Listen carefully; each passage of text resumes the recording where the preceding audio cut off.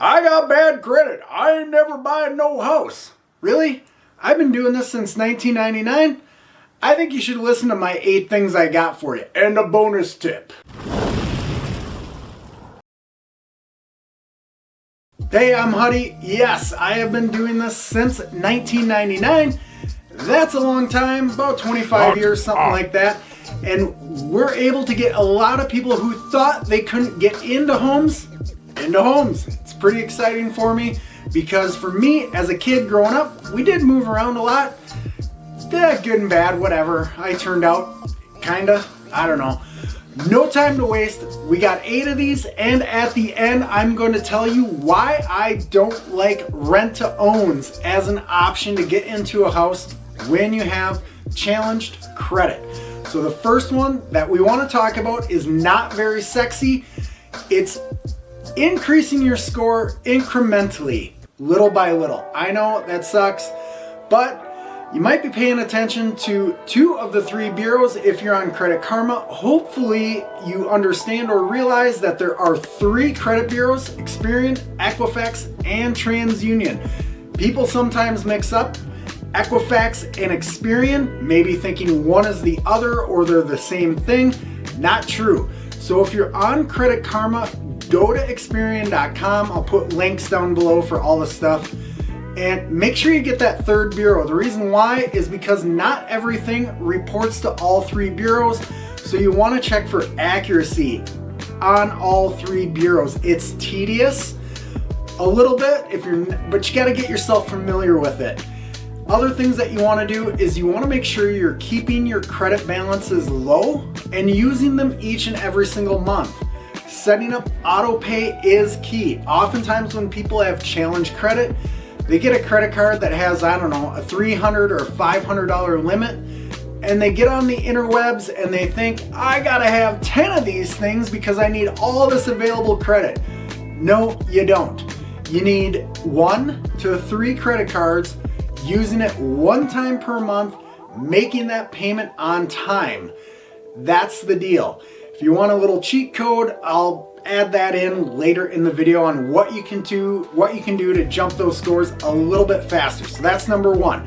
Number 2, we got to really talk about this one. Saving for a bigger down payment. Yep. I know you're probably thinking, well, if my credit's not good and I can't pay my bills, how do I save for a bigger down payment? Well, that's another video. However, when you think of down payments, don't just think of it as money in your account. You can get gifts. Sometimes there's grants out there that even with lower credit scores, you can still qualify for. Even if you're in that FHA and you're at 3.5% down, even getting to 5% down can sometimes really make the transaction happen for you. So a little extra money in that down payment. Again, think of different ways to come up with that money other than just money you've saved. It could be in a retirement plan, could be a gift, you could sell something, or it could be a combination of all those things. But having a little bit bigger of a down payment makes a loan that's maybe in the eyes of a lender a little bit more risky because credit scores are lower, makes it a little bit more doable. I think I did a 540 credit score one time. They had 10% down and it worked. So that was really cool. Number 3, this one we're gonna spend a little bit of time on. Exploring FHA loans and how they really work. I oftentimes hear FHA stands for first time home buyer somehow or another. Not the case. It's the Federal Housing Administration. You do not need to be a first-time home buyer to utilize this loan at all. Anyone can use it. You can sell a house and buy your next one using FHA. The big thing with FHA, it's 3.5% down. That is what's called your minimum required investment, meaning that's your down payment. 3.5%. That's it. Again, you can do more, and as a matter of fact, if your credit score is a 580 or under, you're going to be required to put at least 10% down, but that doesn't mean you can't get a loan, right? Just because you have some beat up credit. But FHA, Federal Housing Administration, government-backed loan, right? So it's a good way to get in, especially with lower credit scores. I'm telling you, You don't need perfect credit to buy a house, especially with FHA. I've rocked them out, yes, below 600, low 600s, mid 600s. That loan works for a lot of different people, and that down payment requirement is fantastic, especially if you're in a spot where your credit's banged up for whatever reason and you need to get into a house. You got to be talking FHA loans. Number 4, cosigner. Not the term that I like to call it in the mortgage world. We call it a non-occupant co-borrower. That's right. So pretty much cosigner. But what people need to understand about the cosigner is they don't need to live with you. They don't need to be mom and dad. They could be anyone that you're close to that has decent credit, probably not a lot of debt, has a job. They could qualify. Maybe they already own a home and they can help you buy another one. Now here's the thing with these cosigners or non-occupant co-borrowers, if you will, they do go on the loan. So that means if you miss a payment, their credit takes a ding as well. So it's really important that you understand they're a co-borrower, not just a co-signer. However you want to think about it, they have just as much responsibility. So when you're talking to these people, if this is a method you want to use, which I've done a bunch of these, they work out great, because one of the cool things about when you get a non-occupying co-borrower on there, a lot of times it's not because that you don't make enough money, because my gosh, it's not like this person is going to be helping you make payments. So we want to make it where you qualify on your own, but we're just using them to make your loan or your potential to get a loan stronger by adding their credit, their employment into the file. A lot of times that can help you get approved to buy a house. That cool thing I just mentioned a second ago, you can refinance them off of the loan as soon as you're able to. So let's say 6 months, a year goes by. Now because you have a mortgage reporting on your credit, maybe you've taken care of some odds and ends that were maybe bringing you down. A year goes by, just call it that, and now you want to refinance. You can do that and remove that co-borrower off of the loan. So it doesn't have to be a permanent thing by any means. Just helps you get started rolling down that road. How about a thumbs up? Maybe subscribe to this old guy's channel? I don't know. Number 5, we're talking credit builder programs. Now remember, tip number 1, I was talking that I got a secret for you. I'm gonna feed that right into this one. Credit builder programs, there's a bunch of different ones out there. Secured credit cards are effective. You gotta be careful about which one to get. I'm gonna put some links again in the description so that you got maybe a good place to go, because the ones I always recommend, they report to your credit that they are unsecured, which is gonna help build credit faster than getting a secured card that reports secured. Not that it's that big of a deal, but every little thing helps in my opinion. There also are some banks out there where if you got some money, you can put it in a savings account. It's called, a lot of banks call them a credit builder CD. For example, if you put $1,000 into the bank, you make payments on that. They report those payments to all 3 bureaus as an installment loan, and at the end, that's your $1,000. You can pay it off early, blah blah blah, whatever. But that's an installment loan. You add one of those with maybe a couple secured credit cards, make those payments each and every single month. That's going to be great. Now that bonus thing I was talking about, maybe you've heard of being added as an authorized user. That is kind of a cheat code a little bit. People can get a little crazy with getting added as an authorized user. Kind of my rule of thumb is never pay for it. To me, that's like fraud. I don't like it.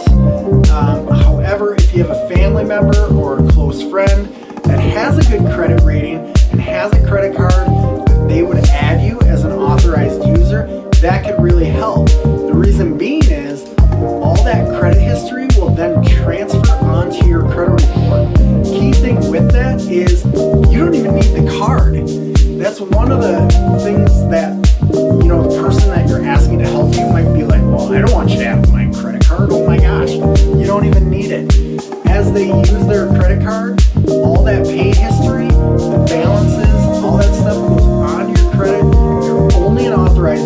Oftentimes it's only going to report to 2 of the 3 bureaus, but that's okay. That can help you, and it can help you establish credit so that you can get your own credit card as well. So we're going to move on to number 6. Number 6, I'm talking about looking into alternative lenders. That's right. There are programs out there. I have access to some of these where they don't necessarily care too much about credit scores. As long as you got the money or you got the COBAR, I mean, they look at different stuff. Doesn't always work out, but it is available to you out there. We have what we call them non-QM or a non-qualified mortgage.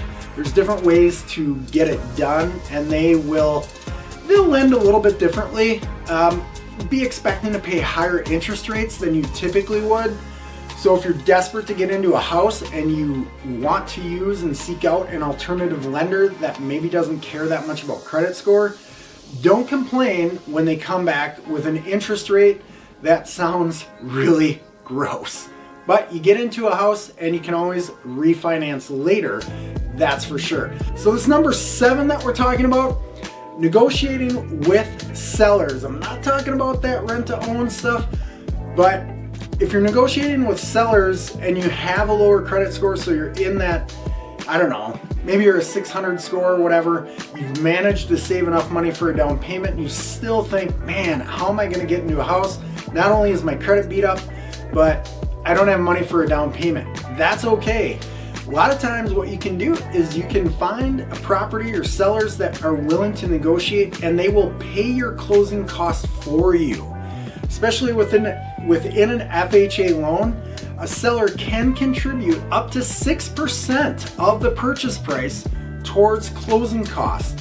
So that means if you're buying a $300,000 house and they agree to pay up to 6% of those closing costs, that's like $18,000. That's a lot. That doesn't mean they're gonna give you all that and do it. I'm just saying that's the max a seller is allowed to contribute in the FHA world. So if you got your down payment, maybe the sellers are willing to work with you to cover your closing costs for you while you're trying to get that credit a little bit more established, help get you into that house, because I'm telling you, a mortgage payment each and every month really accelerates your credit score, and it's a good thing. So potentially looking to work with different sellers to try to get you into that home a little bit easier. Now this last tip, number 8, it's a little bit outside the box, maybe something you haven't heard of before. And again, remember, after this one, I'm going to talk about why I don't like rent-to-owns. But tip number 8, we're talking about working with a HUD certified counselor. These people are pretty good. You know, they're working a job trying to help people, and if you're watching this, people like you, work on your credit, find grants, find down payments, talk about, you know, what is an FHA loan specifically, how you can utilize it, probably put you through a home buying class as well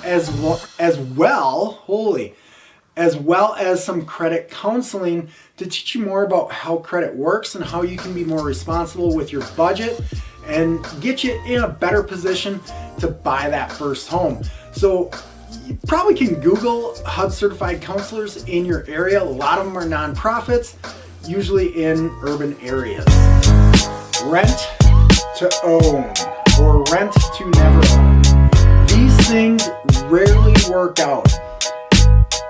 I'm not going to categorize them and say all rent-to-owns are bad, but they're not favorable for you. I'm sure as heck going to tell you that much. Usually, your rent that you're paying is going to be higher than market rent because they're going to say, hey, we're going to put some of this rent towards your down payment or whatever. Yeah, that's true, but it's pretty expensive that way. They also, a lot of times, will have strict terms, meaning that if you miss a payment, you're late on a payment, maybe some of that money won't count towards that down payment. A lot of times then when they want to sell you the house, it's going to be above market value. That's what they're going to try to do. They're making money left and right, taking advantage of people who are desperate to own a home, can't, so they get themselves into a rent-a-home, and unfortunately, what happens more times than not is you get into this home, that you're paying more than market rent. They're going to sell you the home more than probably what it's worth. You end up being there for, I don't know, 2 to 3 years, and it sucks. You actually don't like it. And now you're in this contract to buy this house that you might not even end up really liking, or liking the area, or something changes. So what I always tell people is, before you get into this rent-to-own situation, let's actually do some work on your credit, save some money, and while we're doing that, there's nothing wrong with getting pre-qualified with everything, minus having maybe the credit score or the down payment. Here's why we do this, or why I do this, is because now we have a budget of what you're looking at. So, you don't have to be pre-qualified to go to an open house. You don't have to be pre-qualified to get on the internet and look at an area that you like and see if there's even homes in that price range. There might not be. And if there are, you can educate yourself about what that really looks like while we're building credit, while we're saving money, while we're doing these things to get you ready to actually buy. So the more education, the better. I always tell people it's never too early to get pre-approved, because there's lots of stuff, lots of education you can be doing during that process. If you have any questions, feel free to drop a comment. You can always subscribe, or you can just watch the next video.